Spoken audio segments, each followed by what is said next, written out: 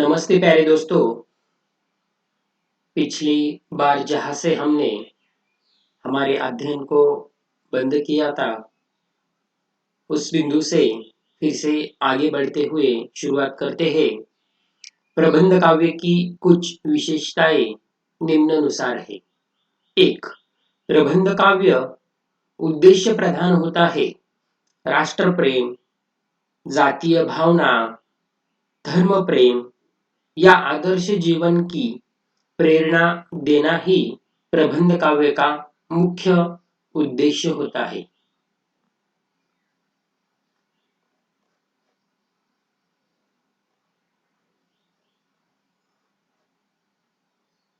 दो, प्रबंध काव्य में बौद्धिक ऊंचाई, भावों की गंभीरता और व्यापकता तथा दृष्टिकोण एकांगी और जीवन के कुछ विशेष क्षेत्रों तक ही सीमित नहीं होता।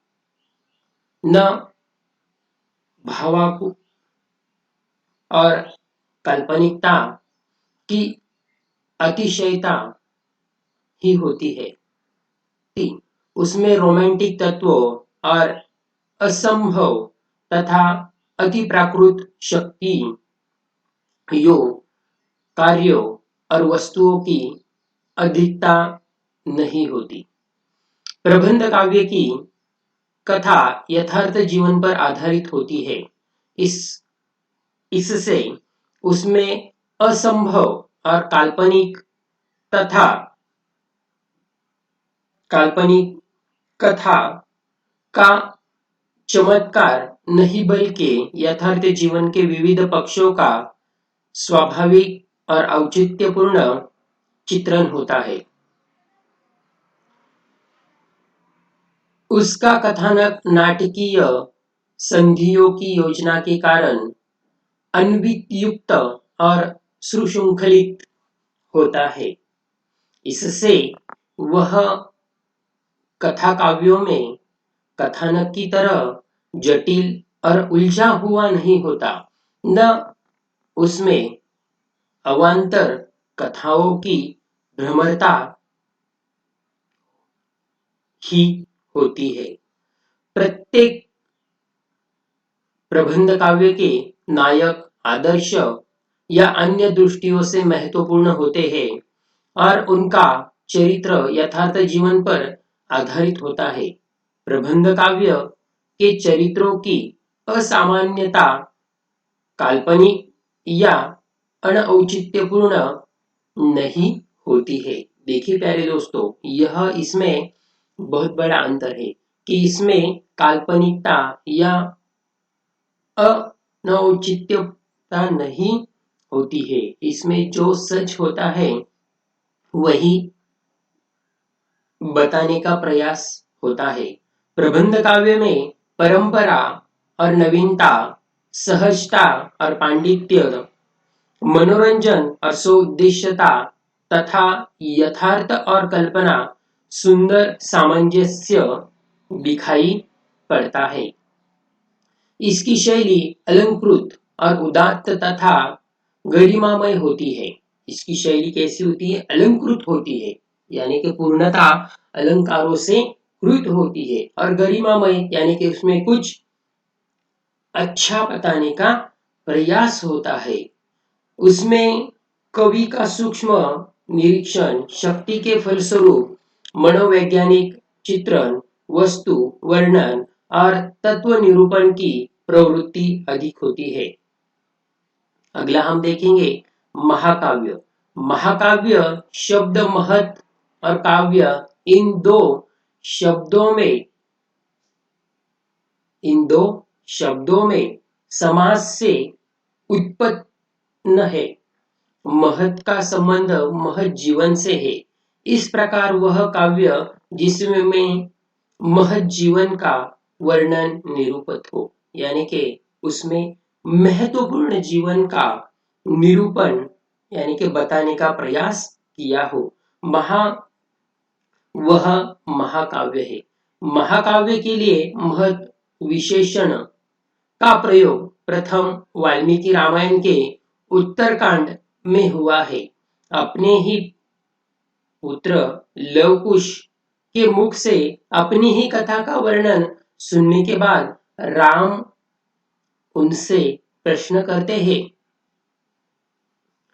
कि वह क्या प्रश्न करते हैं कि प्रमाण भिंद काव्यम का प्रतिष्ठा महात्म्यम कर्ता काव्यस्य महान क चास्यो मुनि पुंगव, यानी कि अर्थात यह काव्य कितना बड़ा है और किस महात्मा की प्रतिष्ठा की गई है।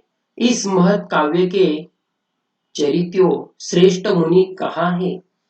यह कर्ता काव्यस्थ महत महान काव्य शब्द की ओर संकेत करता है। साथ ही इसमें महाकाव्य के 3 मूल लक्षणों को भी ध्वनि मिलती है। महाकाव्य आकार में बड़ा होता है, उसमें किसी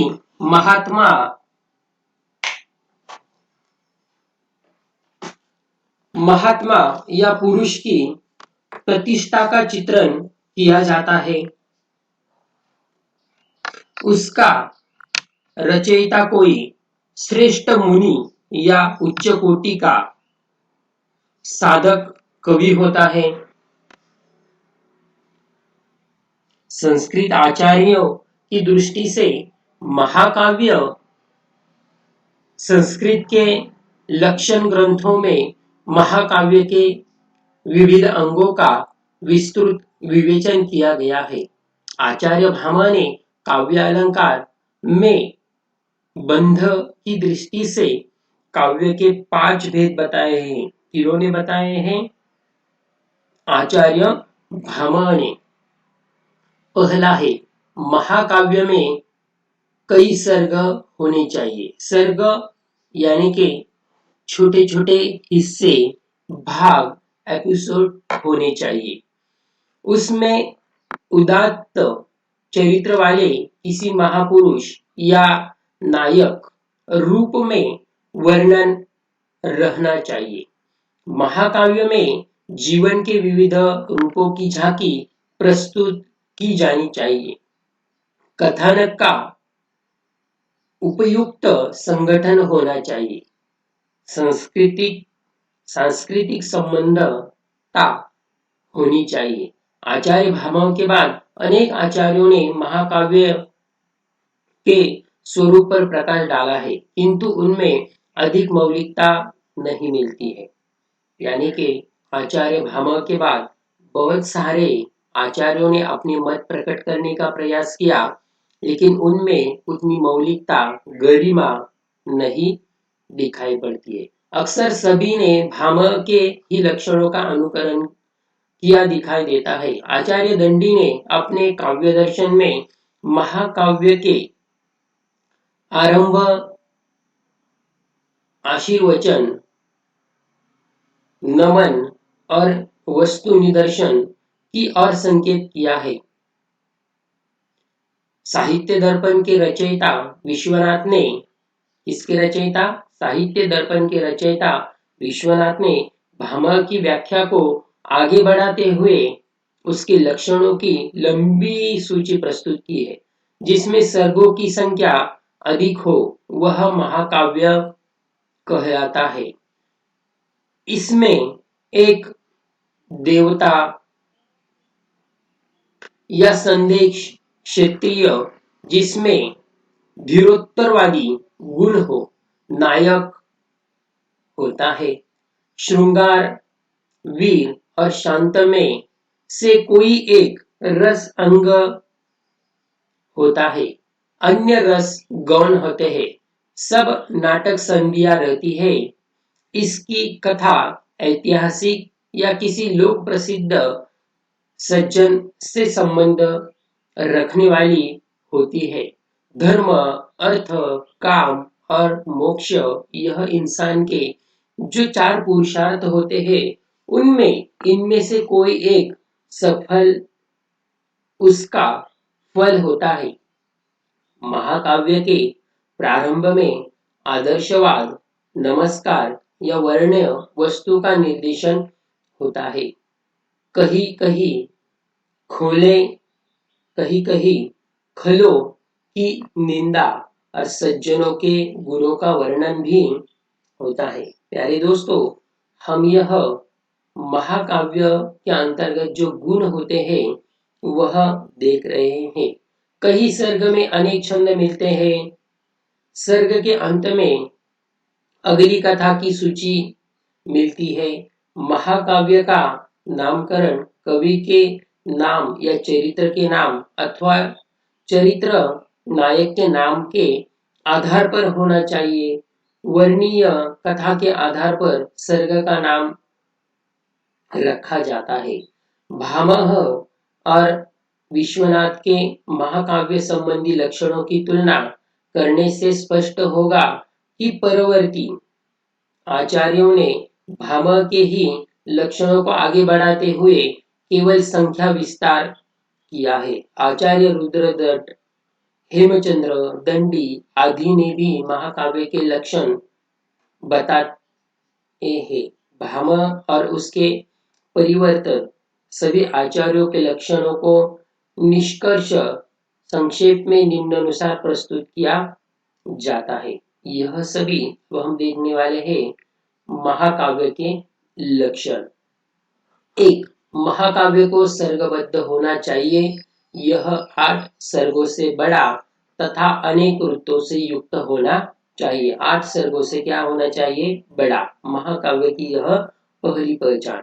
महाकाव्य का नायक एक ऐसा आदर्श और महान व्यक्ति होता है जिससे वह पाठकों की श्रद्धा प्राप्त कर सके तथा उन्हें कोई संदेश दे सके। जैसे हमने ऊपर देखा कि वाल्मीकि जी ने जो रामायण लिखा है और जो रामायण की पंक्तियां उनके ही बेटों के मुख से, लव और कुश के मुख से जब राम जी सुनते हैं तो वह महाकाव्य उन्हें कितना सुंदर, कितना पवित्र, कितना बड़ा लगता है, तब वह कहते हैं। उसी तरह से महाकाव्य बड़ा भी होना चाहिए और अच्छा। महाकाव्य की कथा वस्तु का आधार व्यापक होता है जिससे उसमें जीवन, जगत और प्रकृति में विभिन्न अंगों का विस्तृत रूप में चित्रण संभव हो सके। इसकी कथा इतिहास सम्मत होनी चाहिए। इसकी कथा कैसी होनी चाहिए? इतिहास सम्मत होनी चाहिए। उसमें मानव हृदय की सभी प्रमुख चित्तवृत्तियों, भावनाओं या रसों का चित्रण होना चाहिए। प्राकृतिक वर्णन के रूप में नगर, नदी, पर्वत, सूर्योदय, सूर्यास्त आदि का वर्णन होना चाहिए। श्रृंगार, वीर और शांत रसों में से कोई एक रस अंग हो, उसकी शैली में काव्य सर्वश्रेष्ठ व काव्य के सभी गुणों का विकास होना चाहिए। यह हमने जो महाकाव्य है उसके लक्षण देखे। अभी महाकाव्य के लिए पाश्चात्य आचार्यों की दृष्टि से महाकाव्य कैसा होना चाहिए यह भी वह बता रहे हैं। पाश्चात्य आचार्यों ने महाकाव्य के विषय में प्रथम अरस्तु का मत प्राप्त होता है। इसका इन्होंने मत लिया, अरस्तु का मत प्राप्त होता है। उन्होंने महाकाव्य के स्वरूप को लेकर लिखा है। महाकाव्य ऐसा उदात्त व्यापार का काव्यम अनुकरण है जो स्वतः गंभीर एवं पूर्ण हो, वर्तमान वर्णनात्मक हो, सुंदर शैली में रचा गया हो, जिसमें अत्यंत एक छंद हो, जिसमें एक ही कार्य हो जो पूर्ण हो, जिसमें प्रारंभ, मध्य और अंत स्वतः स्पष्ट हो, जिसके आदि और अंत स्वतः स्पष्ट हो, जिसके आदि और अंत एक दृष्टि में समा सके, जिसके चरित्र श्रेष्ठ हो, कथा संभावनीय हो और जीवन के किसी एक सार्वभौम्य सत्य का प्रतिपादन करती हो। अरस्तु ने भारतीय आचार्यों की परिपाटी को ही आगे चलाया है। देखिए प्यारे दोस्तों, अरस्तु जी ने भी क्या किया है, जैसे कि हमारे आचार्य भामा ने जो बताने का प्रयास किया है वही इन्होंने ही किया है। ऐसा महसूस होता है पाश्चात्य आचार्यों ने महाकाव्य को प्राचीन घटनाओं के चित्रण करने वाला रूपक माना है। प्रसिद्ध विद्वान डेन वांट का कथन है कि महाकाव्यों का आधार प्राचीन घटनाओं पर प्रतिष्ठित होना चाहिए। इन्होंने क्या कहा, प्राचीन घटनाओं पर, यानी कि हमने आचार्य भावा ने क्या कहा, तो बताया कि ऐतिहासिक घटनाओं पर होना चाहिए, और इन्होंने प्राचीन घटनाओं पर कहा है। जैसे एक जैसा प्रभाव डालने की क्षमता अधिक होती है, और दूसरे कवि इस प्रकार की घटनाओं को अपनाकर कल्पना की ऊंची उड़ान भर सकता है। पाश्चात्य साहित्य में महाकाव्य विषय तथ्य विभिन्न विद्वानों ने व्यक्त किया है। उनका सार कुछ निम्नानुसार है। उन्होंने पाश्चात्य विद्वानों के अनुसार महाकाव्य कैसा होना चाहिए वह बता रहे हैं। महाकाव्य का विषय परंपरा से प्रतिष्ठित और लोकप्रिय होता है। महाकाव्यों में केवल व्यक्ति का चरित्र चित्रण नहीं होता है, अपितु उसमें संपूर्ण जाति के क्रियाकलापों का वर्णन होना चाहिए। जातीयता भावों की प्रधानता महाकाव्य में होती है। कथा का संबंध नायक से होता है। नायक युद्ध प्रिय हो तथा पात्रों में शौर्य गुण की प्रधानता अनिवार्य शर्त है। कुछ पाश्चात्य आलोचकों की स्मृति में महाकाव्य के पात्र देवता या देवता जैसे ही होते हैं, किंतु लुकोन ने पात्रों में केवल मानवीय रूप की प्रतिष्ठा की है। इस तरह से पाश्चात्य विद्वानों ने भी अपने मत को महाकाव्य के लिए व्यक्त किए हैं। हिंदी के आधुनिक काल के विद्वानों की दृष्टि से महाकाव्य कैसा होना चाहिए वह भी हम देखेंगे। आधुनिक युग में महाकाव्य के स्वरूप के संबंध में विद्वानों के दृष्टिकोण में पर्याप्त विकास हुआ है। आचार्य रामचंद्र शुक्ल का महाकाव्य संदर्भ में दिया हुआ अभिमत आदर्श माना जाता है। उन्होंने अपने पूर्वातीत आचार्यों को निर्धारित लक्षणों की उपेक्षा करते हुए महाकाव्य के मात्र 4 तत्वों को महत्व दिया है। वह कहते हैं, पहला इतिवृत्त, उसमें क्या होना चाहिए, इतिवृत्त। दूसरा वस्तु व्यापार वर्णन। तीसरा भाव व्यंजना, और चौथा है संवाद। यह महत्वपूर्ण उन्होंने माना है। आचार्य रामचंद्र शुक्ल जी के अनुसार महाकाव्य का इतिवृत्त व्यापक और सुसंगठित होना चाहिए। पाठक की भावनाओं को तरंगित करने वाली वस्तुओं और व्यापारों का समावेश महाकाव्य में हो। कवि की भाव व्यंजना में हृदय को आंदोलित कर सकने की क्षमता होनी चाहिए, यानी कि वह महाकाव्य पढ़ने के उपरांत हमारी हृदय में कुछ चहल पहल होनी चाहिए। अगर युद्ध का वर्णन हो तो हमें भी लगना चाहिए कि नहीं, हमें भी जंग के मैदान में जाना चाहिए। अगर किसी प्रेम प्रसंग का वर्णन हो तो हमारा मन भी उसी प्रेम प्रसंग में खो जाना चाहिए। ऐसी उसमें क्षमता होनी चाहिए, ऐसे हिंदी के आचार्यों का मानना है। महाकाव्य के संवादों में रोमांचिकता, नाटकीयता और औचित्य का गुण होना अनिवार्य है। आचार्य शुक्ल ने उपर्युक्त तत्व मात्र प्रातिनिधिक रूप में बताया है। वस्तुतः महाकाव्य को सफलता प्रदान करने के लिए उक्त तत्वों को छोड़कर रचना करना असंभव होता है।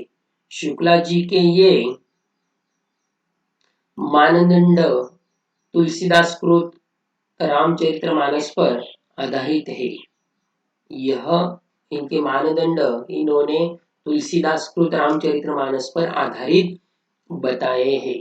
द्विवेदी युग में भी इन तत्वों एवं मानदंडों का मान्यता प्राप्त हुए हैं। डॉक्टर नगेंद्र ने रसवादी होते हुए भी संस्कृत आचार्यों के महाकाव्यों संबंधी विचारों को विशेष मान्यता प्रदान की है। नगेंद्र जी पर पाश्चात्य विद्वान लोंजाइस का प्रभाव दिखाई देता है। उनके अनुसार महाकाव्य के पास तत्व विधायक माने जानी चाहिए। एक पहला उदात्त कथानक, उदात्त कार्य, उदात्त भाव, उदात्त चरित्र एवं उदात्त शैली। उदात्त शब्दों को भारतीय काव्य शास्त्र की ही देन माना जाता है। नायक की चर्चा में धीर और उदात्त इन दोनों शब्दों की संधि से धीरोत्ता नायक की अपेक्षा महाकाव्य में की है। जब नायक धीरोत्तर अपेक्षित किया गया हो तो उसका घटनाक्रम यानी कि कथानक, उसका उद्देश्य, कार्य, उसके भाव, रस व्यापक और परिणति अद्भुत हो। यानी कि उदात्त उसमें से हम कुछ अपेक्षा, कुछ अच्छे गुण ले सके, ऐसा उनका मानना है। एवं चरित्र आदि भी अपने आप में उदात्त हो, यानी कि कुछ बताने से पहले ही वह अपने आप हमारे सम्मुख प्रस्तुत हो। जैसे अगर हम गुलाब के फूल का उदाहरण लेते हैं, तो गुलाब का फूल अगर हम किसी गुलदस्ते में रखते हैं तो उसकी महक अपने आप ही दरवड़ने लगती है। यानी कि वह अपने उदात्त गुण क्या होता है अपने आप ही बताता जाता है। उसी तरह से यह चरित्र आदि भी अपने आप में उदात्त ही हो जाने चाहिए।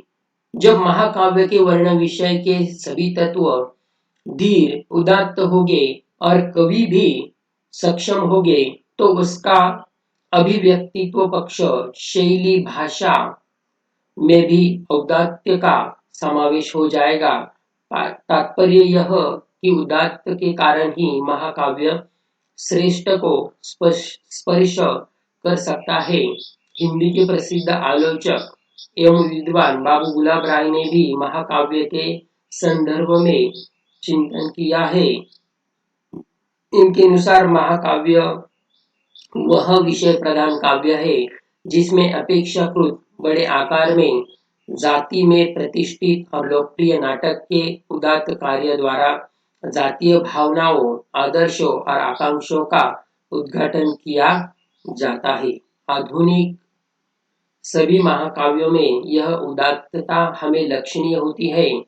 भगीरथ मिश्र ने भी इस तरह के विचार रखे हैं।